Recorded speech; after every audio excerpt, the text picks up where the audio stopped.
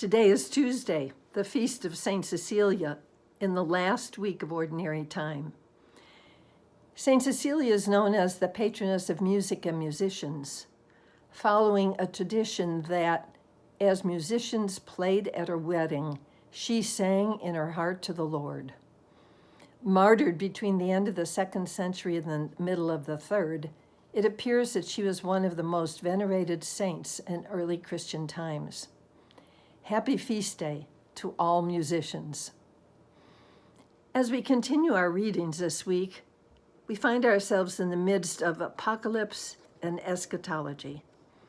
Our first reading from the book of Revelation comes from part of John's second cycle of visions, showing us one who looked like a son of man, considered symbolic of Jesus, with a gold crown on his head, symbolic of his kingship, and a sharp sickle in his hand, symbolic of judgment.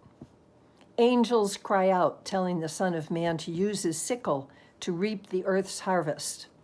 So the earth is harvested, the earth's grapevines cut and thrown into the great winepress of God's fury, a time of suffering and pain.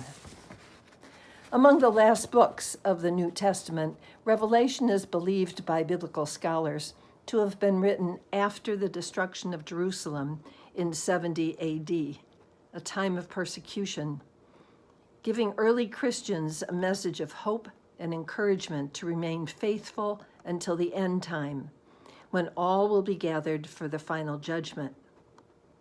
Our gospel from Luke gives Jesus' final eschatological discourse, foretelling the destruction of the temple. The days will come when there will not be left stone upon another stone that will not be thrown down. It will be a time of great confusion when false prophets arise, wars will be waged, and nature herself thrown awry with powerful earthquakes, famine, and plagues. And finally, awesome sights and mighty signs will come from the sky. Surely Christians must have wondered whether the time in which they were living and suffering presaged the parousia, the second coming of the Lord. As this chapter continues through this week, we hear Jesus encouraging his disciples and us to live in readiness, confident of his protection. Sometimes I wonder how scripture passages for our daily liturgy are chosen and juxtaposed. Today's first reading and gospel, taken by themselves, seem dark, desolate, perhaps inviting anxiety and even fear, especially given the present circumstances of our earth and even our nation.